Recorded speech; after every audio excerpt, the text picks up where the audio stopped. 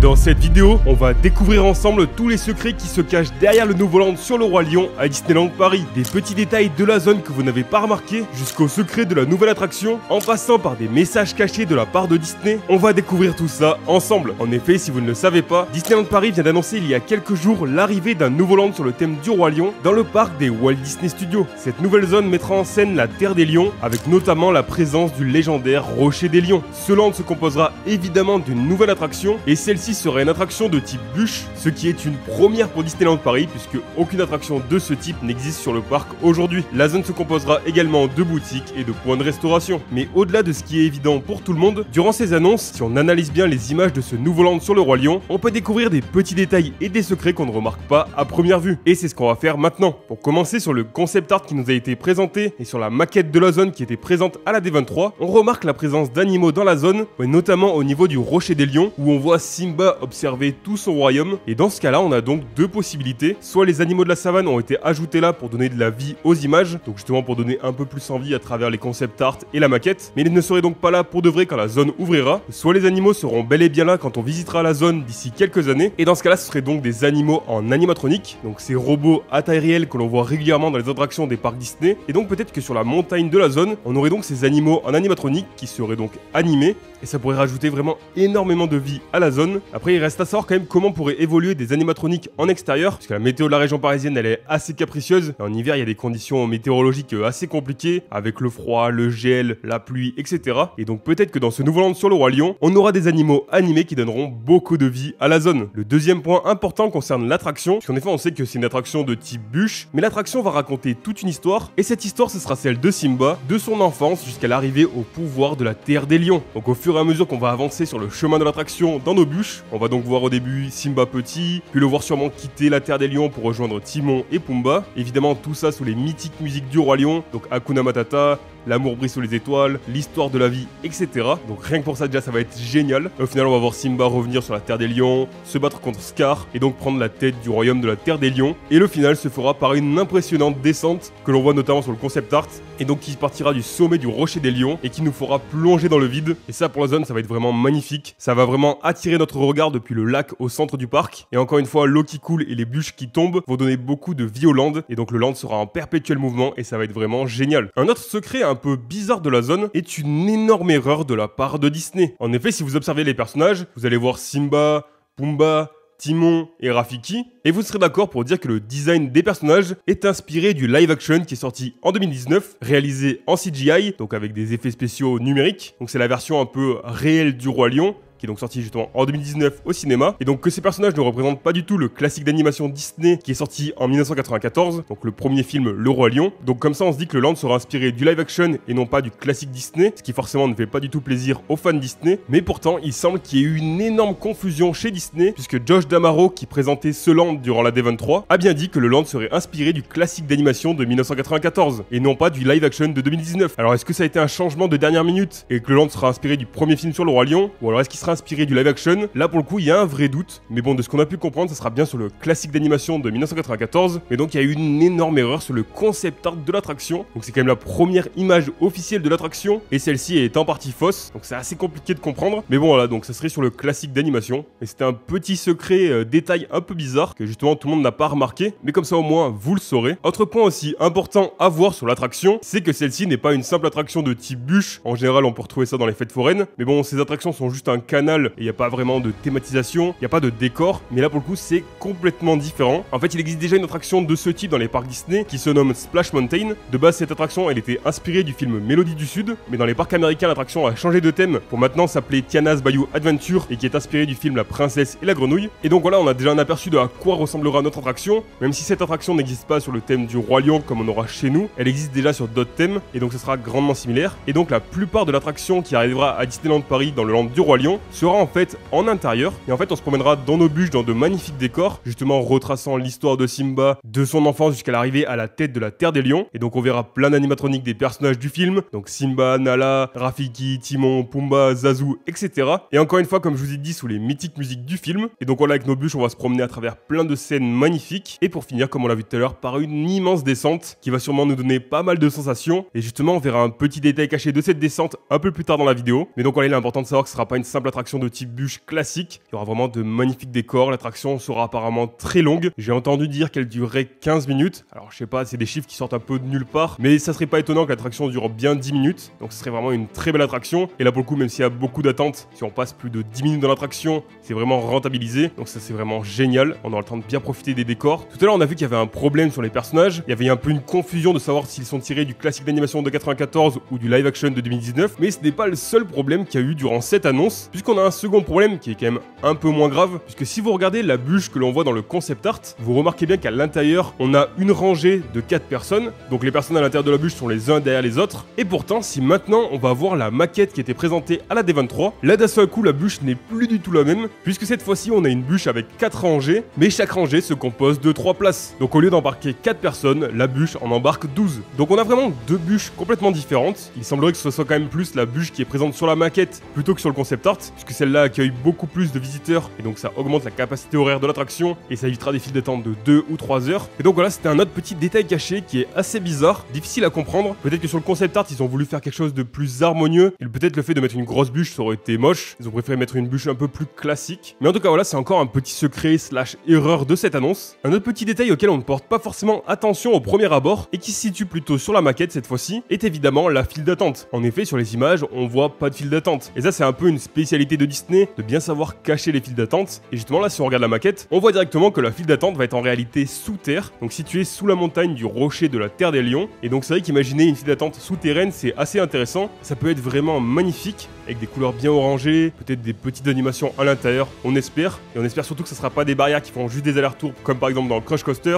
Et c'est vrai qu'imaginer une file d'attente souterraine, ça donne pas mal d'idées. Il peut vraiment y avoir des choses super sympas qui peuvent être faites à l'intérieur. Et donc on espère que Disneyland Paris va faire une file d'attente digne de ce nom, puisque je pense qu'on va passer beaucoup de temps dans cette file d'attente, puisque clairement quand la zone va ouvrir, ça va déborder de monde. Étant donné la popularité du Roi Lion, je pense qu'il va falloir prendre son mal en patience, et avec une belle file d'attente, ça sera plus facile. Un autre petit secret super intéressant et qui concerne la descente de l'attraction, c'est qu'apparemment sur la maquette, on voit que la chute fait descendre plus bas que le sol, puis remonte un peu, et donc on descendrait avec nos bûches un peu plus bas et on subirait une petite montée, ce qui pourrait peut-être occasionner un petit airtime. Donc pour ceux qui savent pas, un airtime, c'est cette sensation de flottement que l'on a quand on prend une bosse rapidement. Ça peut nous arriver en voiture, et les concepteurs d'attraction jouent énormément sur cet effet de airtime, parce qu'en général c'est une sensation assez agréable, et donc peut-être qu'il y aurait cette petite bosse à la fin de la descente, donnant plus de sensations encore. Évidemment, rien n'est sûr, mais on sait jamais, et ça ne paraît pas du tout illogique de faire quelque chose comme ça. Évidemment, si vous vous posez la question, l'attraction ne mouillera pas, puisque forcément, si vous faites l'attraction en mois de janvier, quand il fait entre 0 et 2 degrés, se retrouver mouillé de la tête aux pieds, bah il n'y a pas mieux pour tomber malade instantanément. Et étant donné qu'à Paris, il fait froid la majorité de l'année, contrairement aux attractions en Floride et en Californie aux États-Unis, où là-bas il fait tout le temps chaud, forcément l'eau sera gérée de manière à ce qu'elle ne mouille pas les visiteurs. Ou alors, ce qui est aussi possible, c'est que Disneyland Paris puisse gérer le niveau de l'eau, et justement que pour que l'attraction puisse mouiller en été quand il fait bien chaud,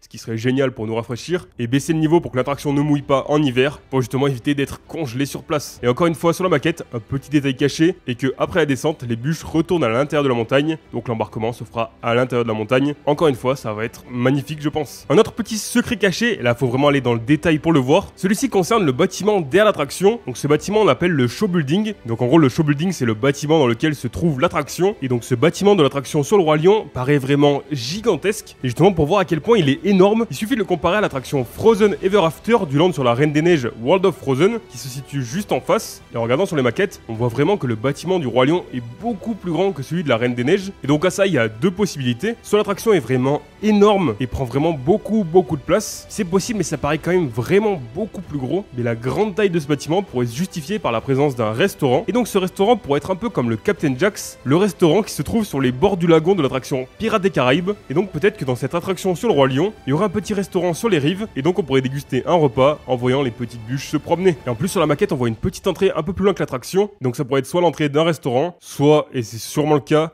l'entrée de la boutique de l'attraction. Encore une fois, rien n'est officiel, mais bon, c'est ce que j'ai vu ressortir pour justifier justement cette taille énorme du bâtiment. Un autre petit détail caché sur le land du Roi Lion est la présence d'un élément de décor que l'on connaît très bien, notamment si vous êtes des grands fans du Roi Lion, puisque si vous regardez bien cet arbre, vous reconnaîtrez évidemment l'arbre de Rafiki, et donc grâce à la maquette, on sait que dans le land du Roi Lion, on aura l'arbre de Rafiki. C'est un petit détail de pas grand chose, mais ça apporte tellement au land, et c'est génial de voir qu'il y aura plein de petits éléments de décor comme ça, reprenant forcément toutes les références de la Terre des Lions, et ce sera plein de petits détails comme ça à découvrir une une fois le land ouvert. Et justement, en plus de tous ces petits éléments de décor partout dans la zone qui vont vraiment apporter une ambiance géniale, de nuit ça va être vraiment magnifique je pense. Il y aura tout un jeu de lumière sur le rocher des lions, ce qui peut vraiment donner un rendu magnifique. Et donc parmi tous ces petits éléments de décor, on aura aussi évidemment dans la zone des boutiques, des points de restauration et évidemment des points de rencontre avec les personnages, que ce soit avec Rafiki, Timon, Pumba, peut-être Simba, Nala, etc. Toujours sur la maquette, on a un petit secret sur la droite de la zone, puisqu'on peut voir encore une fois un énorme bâtiment. Et ce bâtiment sera sûrement le restaurant de la zone. On a assez peu de détails pour le moment.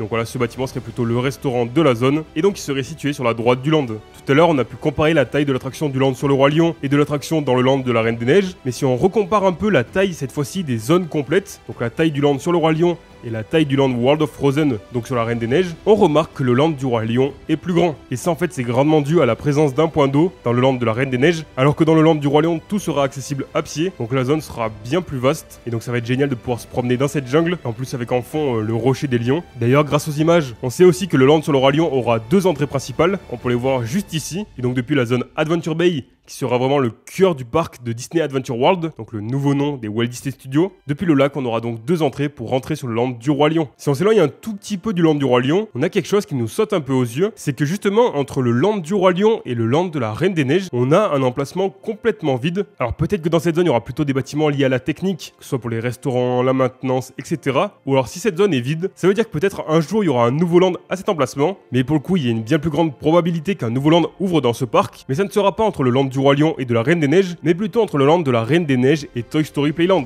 donc plutôt sur la droite du lac. En effet, voilà, si je vous montre des images, on voit vraiment un énorme trou, et justement dans cette zone entre le land sur la Reine des Neiges et Toy Story Playland, on a un trou, mais si vous connaissez un peu Disneyland Paris, vous savez qu'à cet endroit-là, ce n'est pas un trou, il y a une attraction, et cette attraction n'est autre que Cars Road Trip. Alors évidemment, c'est pas l'attraction la plus incroyable de Disneyland Paris, loin de là. Et donc le fait que sur les concept art, cette attraction ait disparu, cela veut peut-être dire que l'attraction va fermer prochainement. Dans tous les cas, cette attraction elle était temporaire, on le savait depuis le début. Et donc cette attraction elle prend une place énorme, et donc il y a vraiment la place d'un land complet à cet endroit-là. Et donc il pourrait y avoir un nouveau land. Et donc parmi les théories, on pourrait rester sur la thématique de Cars, mais cette fois-ci avec un vrai beau land Cars, comme il y a justement à Disneyland en Californie, avec le Cars Land. Ou alors justement durant la D23, Disney a annoncé un nouveau land sur Cars à Magic Kingdom à Walt Disney World en Floride, avec une attraction un peu plus de course dans la terre, et donc peut-être que cette nouveauté pourrait aussi arriver à Disneyland Paris, à l'emplacement de l'attraction Cars Road Trip actuellement. Ou alors ça pourrait être un nouveau land sur les vilains Disney, comme il a été aussi annoncé pour Walt Disney World en Floride, ou alors un land sur Zootopie, ou alors peut-être une extension de Toy Story Playland, on verra bien, mais en tout cas il semblerait qu'il y aura quelque chose de nouveau à cet emplacement, et forcément on a hâte de savoir ce que ça va être. Enfin, pour terminer cette vidéo, juste avant que je vous donne le dernier petit secret, n'oubliez surtout pas de vous abonner et d'activer la cloche pour ne rater aucune de mes prochaines vidéos. Sur cette chaîne on parle de Disneyland Paris, que ce soit des actualités, des conseils, des astuces, des secrets ou des histoires, mais aussi de l'univers Disney de manière générale, donc des secrets des films Disney, Pixar, des théories, on va aussi parler prochainement de l'univers Marvel, Star Wars, etc.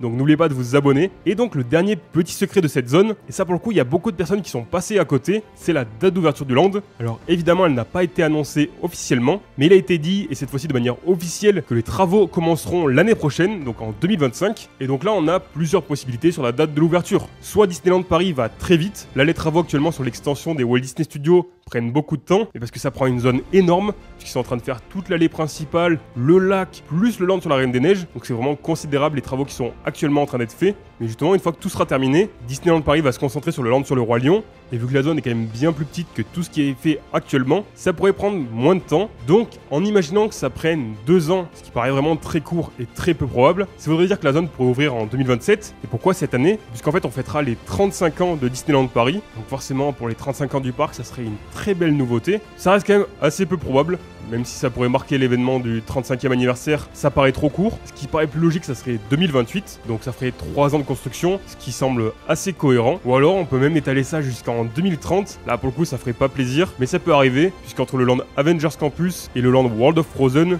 il y aura eu 4 ans, puisqu'Avengers Campus a ouvert en 2022 et World of Frozen ouvrira en 2026, donc 4 ans. Peut-être que du coup le land sur le Roi Lion ouvrira encore 4 ans plus tard, donc en 2030. Pour le coup je pense pas, puisque comme je vous ai dit, le land est beaucoup plus petit que tout ce qui est fait actuellement. donc ça ira beaucoup plus rapidement. Donc voilà, moi je pencherai plutôt pour 2028. Évidemment, on a très hâte, mais il va falloir prendre son mal en patience, puisque ça va être quand même assez long, puisque du coup on parle d'une ouverture dans 4 ans. Voilà, j'espère que cette vidéo vous a plu. N'hésitez pas à me dire ce que vous pensez vous de ce nouveau land sur le Roi Lion en commentaire. J'ai vraiment envie de savoir ce que vous en pensez. Personnellement, j'aurais préféré un land Avatar, mais plus je vois cette zone et plus elle me donne vraiment envie. N'hésitez pas non plus à laisser un petit pouce bleu si la vidéo vous a plu. Et évidemment, n'oubliez pas de vous abonner et d'activer la cloche pour ne rater aucune de mes prochaines vidéos. En plus, cette année, vous le savez peut-être, mais on vise ensemble les 100 000 abonnés. On s'en rapproche de plus en plus. Donc vraiment, pensez à vous abonner. C'est complètement gratuit pour vous. Vous avez juste à cliquer sur le petit bouton en dessous de la vidéo. Mais pour moi, ça me soutient énormément. Et vraiment, atteindre les 100 000 abonnés, c'est un rêve d'enfant. Donc merci infiniment à tous ceux qui s'abonneront. Moi, je vous dis à dans quelques jours pour une nouvelle vidéo. C'était Guide Valou. Ciao!